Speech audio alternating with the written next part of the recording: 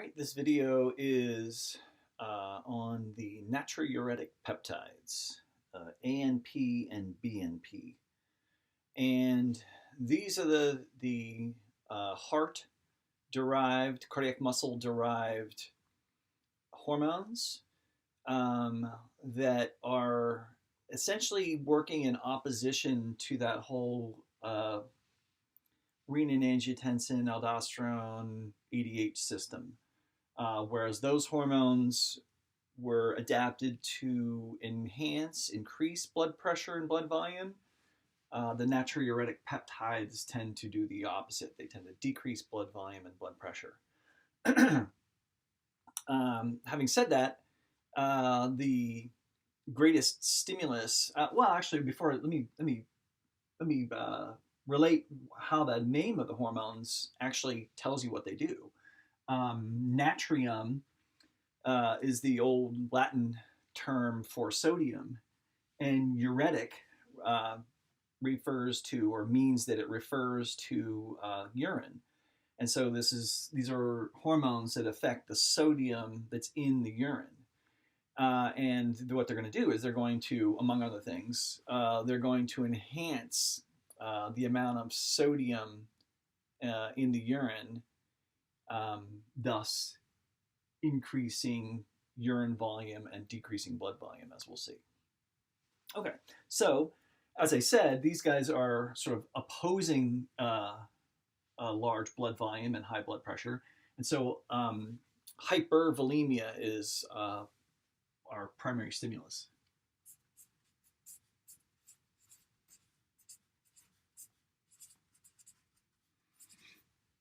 And hypervolemia would, of course, mean there's an increase in blood volume. And we could follow that through, right? Because that increase in blood volume would be causing an increase in remember, it's going to be found largely in the venous component of the circuit, increase central venous pressure, increase cardiac output, increase blood pressure. So this increased, keep it over here on the left a little bit. This increased extracellular fluid volume leads to an increase in central venous pressure, as we've mentioned before. There is another way to get an increase in central venous pressure. It does tend to be one of the conditions under which these two hormones become very dramatically stimulated, maybe the most stimulated, and that is when there is heart failure.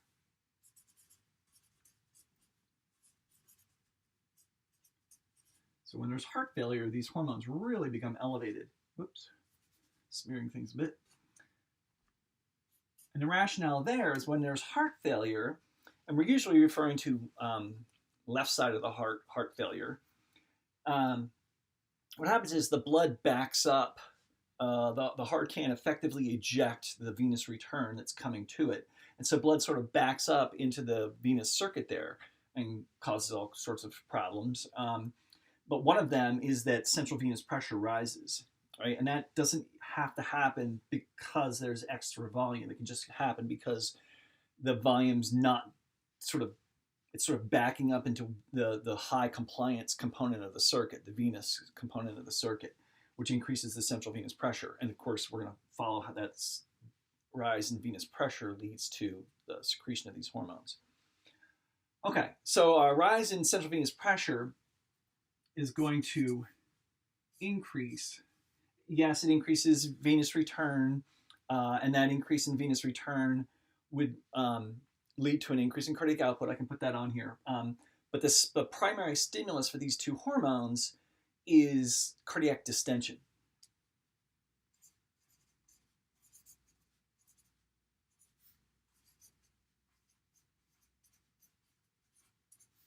Right? Stretch. And that increased cardiac distension is right, leads to Frank Starling mechanism, leads to, some would argue, a bit of what's called the Bainbridge reflex. It's not well supported in humans as it is in some other mammals, but so we get an increase in I'll explain that in a second. An increase in cardiac output and an increase in blood pressure, right, with this hypervolemia. The two are tied together. The Frank-Starling we know all about, right? That's an increase in stroke volume based upon the increased filling length-tension relationship.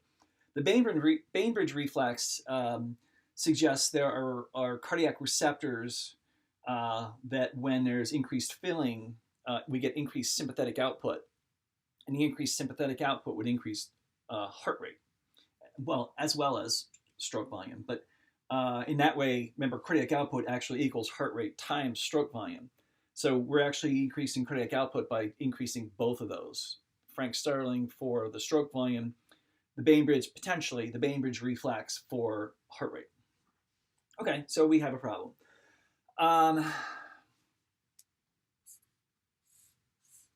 Are there other stimuli to the heart? I'm going to just sort of put the heart over here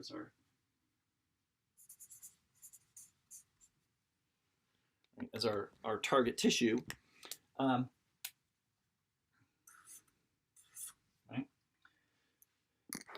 And there are. We have angiotensin 2 is actually a stimulus to the secretion of these hormones. That should sound weird. But we can think of it, it's confusing, but we can think of it as an attenuation, angiotensin 2 attenuating its own effects through stimulation of the antagonistic hormones. We'll see how that might be attenuated a little bit in a minute. And the other one is sympathetic output.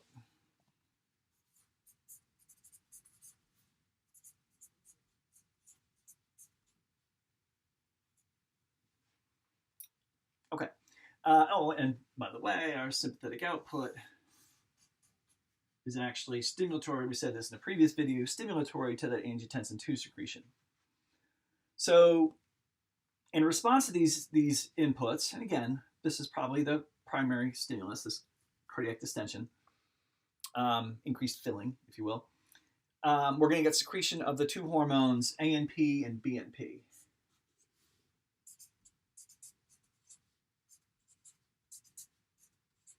So ANP is thought to be the dominant hormone here. ANP is atrial natriuretic peptide, right? And so obviously it's largely produced by and secreted by the atrial chambers of the heart. BNP is unfortunately named brain-like natriuretic peptide because it was first discovered in pig brain. It is also secreted from the ventricular cardiac muscle, right? And so BNP, brain, is actually ventricular, the ventricular-derived natriuretic peptide. Okay, those hormones have a variety of targets. One of them,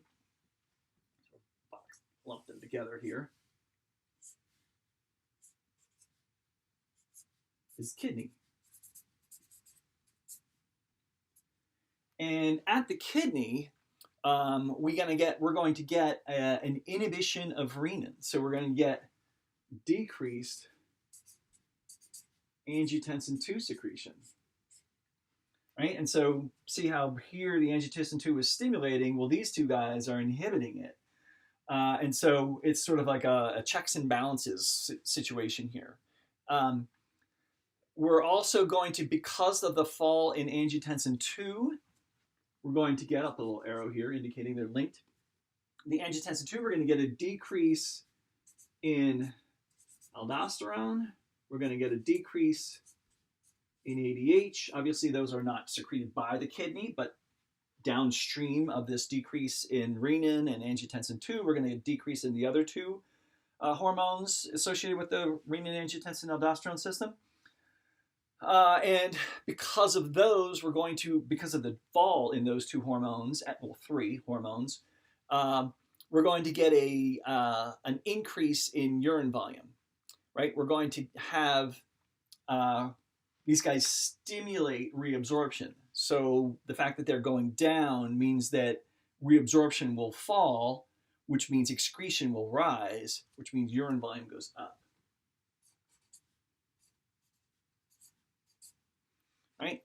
And if urine volume goes up, then blood volume goes down. And if blood volume goes down, then blood pressure goes down.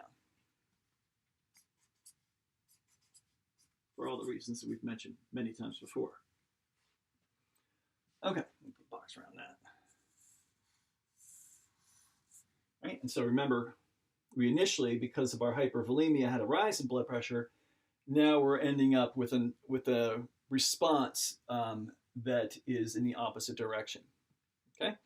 Now, also at the kidney, and I'll squeeze it up here.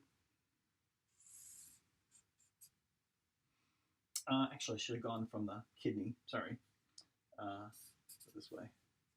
Okay. All right. So also in the kidney, we're going to have an increase in GFR, and we get that increased GFR.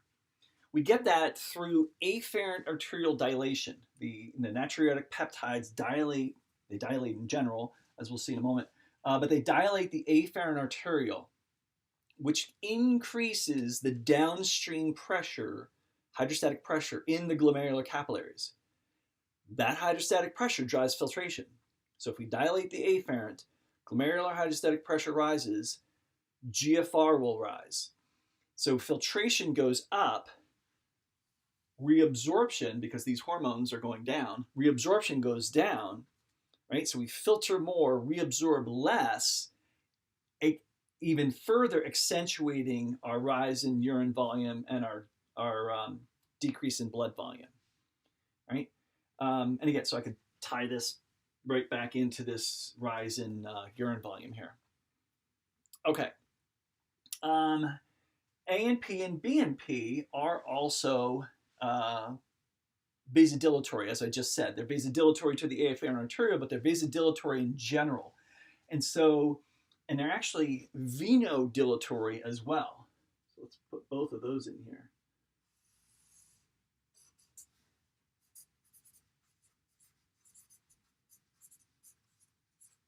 Right, so we'll do vasodilation first. So vasodilation, we're talking about the arterial circuit, not the venous circuit. And so we're going to get a decrease in total peripheral resistance.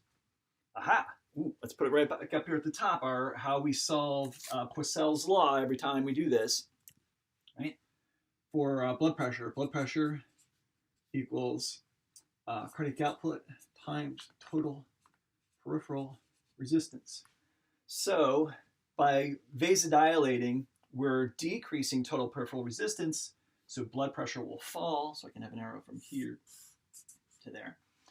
And again, remember that is because the vasodilation is increasing the radius of the vessels, and the radius of the vessel is the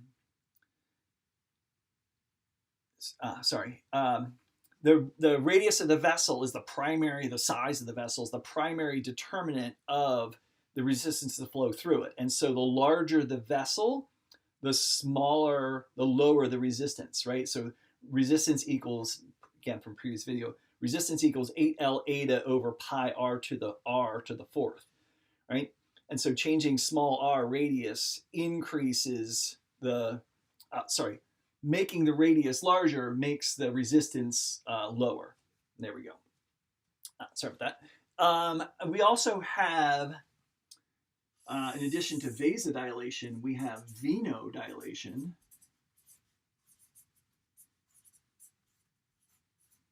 Right? And that's not directly affecting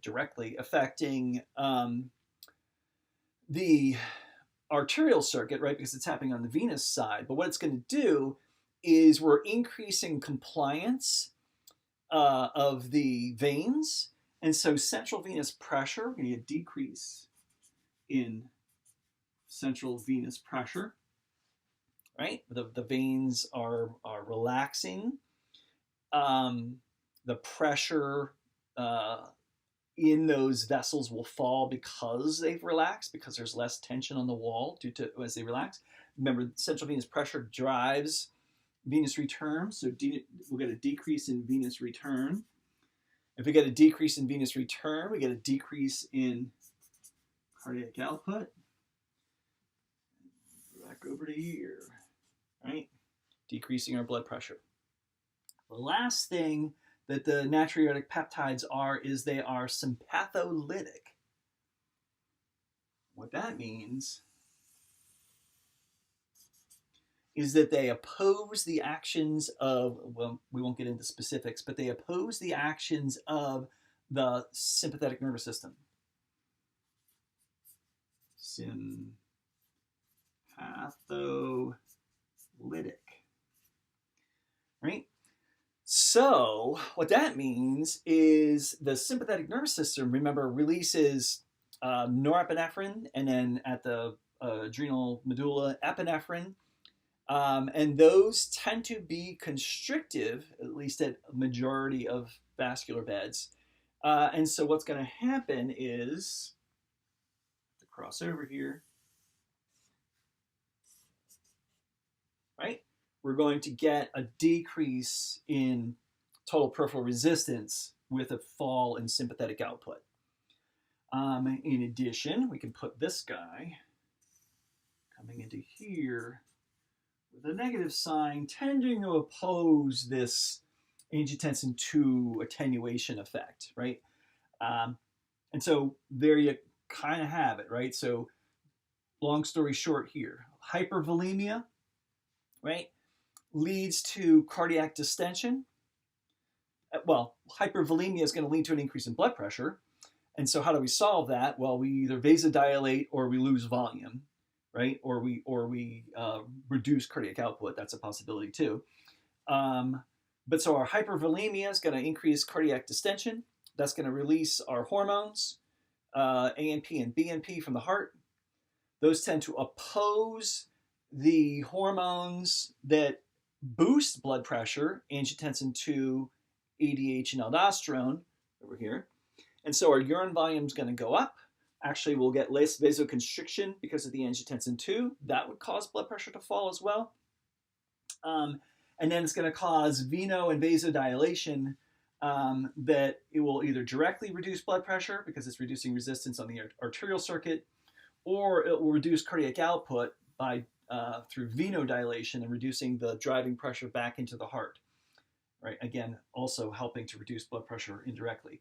The sympatholytic effect is broadly blocking the sympathetic nervous system, which is stimulatory to a rise in blood pressure, so also helping to bring blood pressure down. Lots going on there.